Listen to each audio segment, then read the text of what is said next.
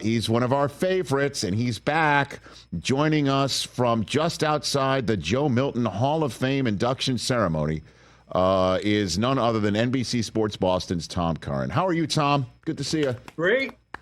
Keep that mass hole vibe going, huh? Back to back. Let's go. Come on, Tommy. So is Milton getting fitted for the red jacket? Tom, what do we got there? Milton is getting fitted for the 2024 training camp MVP, and they're probably going to bring Malik Cunningham back for the ceremony. Nice.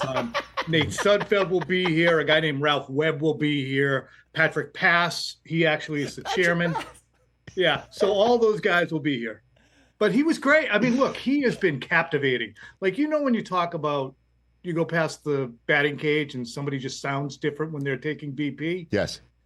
He looks different, throwing one-on-ones, everything. You just stop to watch him throw the football because it's electric to watch him throw. But obviously my tongue was firmly planted in cheek. But the general sense that has trickled across the country here to Los Angeles, Tom, was at the outset of training camp and throughout the first couple weeks, Drake Maye has set off a bit of an alarm bell, having a conversation with some folks that live back east. That's obviously an exaggeration. It's just 2 weeks here.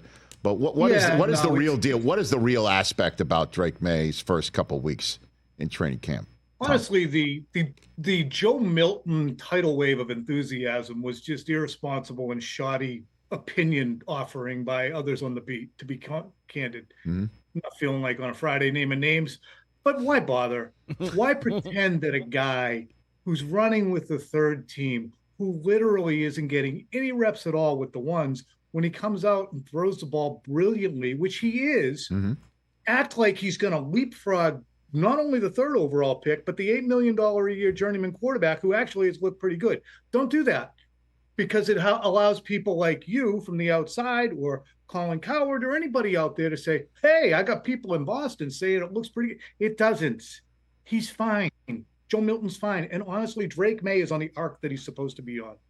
He was the third overall pick, but everybody understood that there was more work to do with him than Williams, than Daniels, maybe even than J.J. McCarthy. So as a result, you're seeing a guy who improved greatly in the spring. When the pads came on, he leveled off and plateaued a bit, and now he's on an arc again that is of improvement. He looks fine, but he ain't ready. What have you gleaned talking to him at all, Tom?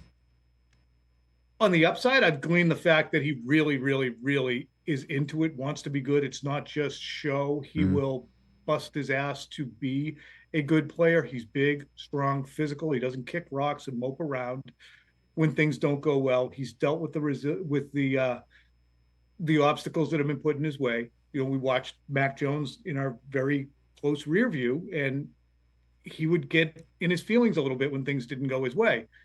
And we're not seeing that with Maye. He makes throws that other players have not been making for this team, even pre-Brady. I mean, he runs, throws on the move, throws from different platforms. But what I've also seen is the Patriots weren't ready to draft a project. They now have the roof and still have to build the foundation, which I contended throughout the draft process was probably not the way to do it. And so what do you think the expectation level for Maye should be entering this season, Tom? What do you think? If you see him before Halloween, Rich, that's him ahead of the curve. And I just go by last night. The Patriots used him for one series against the Carolina Panthers. They used Jacoby Brissett for one series. The reason they did so was because they didn't want to leave their first offensive line out there for too long. And their twos are so bad and so inexperienced that they didn't want to risk having Drake Maye out there. So poor Bailey Zappi was cannon fodder for the majority of the game because they didn't want to risk Drake Maye's development. And that's when I contended, the team's not ready for him. If you can't block for him in practices, which they have not sufficiently done, nor you use him in preseason games because you're not sure you can block for him, well, maybe your team wasn't ready to take a project. Catch the Rich Eisen Show every single day on the Roku channel, 12 to 3 Eastern, for free.